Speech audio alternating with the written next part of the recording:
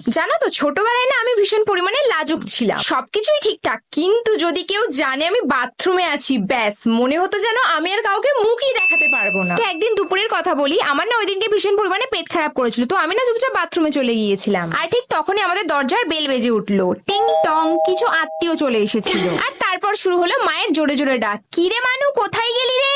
তোর পিসিরা এসেছে, কোথায় গেলি, তাড়াতাড়ি আয়। আর এদিকে আমিও বাথরুমের মধ্যে বসে বসে মনে মনে বলছি, মা আমি তো এখানেই আছি, কিন্তু কিভাবে বলবো? যদি এই আত্মীয়রা সব জানতে পারে যে আমি পেট খারাপ নিয়ে বাথরুমের মধ্যে বসে আছি, তাহলে তো আমার বেইজ্জতি হয়ে যাবে আর সবাই আমার উপরে হাসবে। তো আমি না মায়ের ডাকে সাড়া না দিয়ে আর বাথরুমের মধ্যে চুপচাপ বসেছিলাম। আর ওদিকে মা তো আমাকে সারা বাড়িতে খুঁজে বেড়াচ্ছে, আর এদিকে আমিও ভেবে নিয়েছি আমি তো কিছুতে বেরোবোই না। তো কিছুক্ষণ পর হঠাৎ বুঝতে পারি যে বাইরেটা একদম পুরো চুপচাপ, কোনো আওয়াজ নেই, মাও ডাকছে না, আবার কেউ কোনো কথাও বলছে না। তো আমি ভাবলাম বাহ, হয়তো সবাই চলে গিয়েছে। তো তারপর আমিও সাহস করে আস্তে আস্তে দরজা খুলে যেই না বাইরে বেরিয়েছি, দেখি সব আত্মীয়রা বসে আছে। আর ওদিকে মা আমাকে দেখে বললো, ও তুই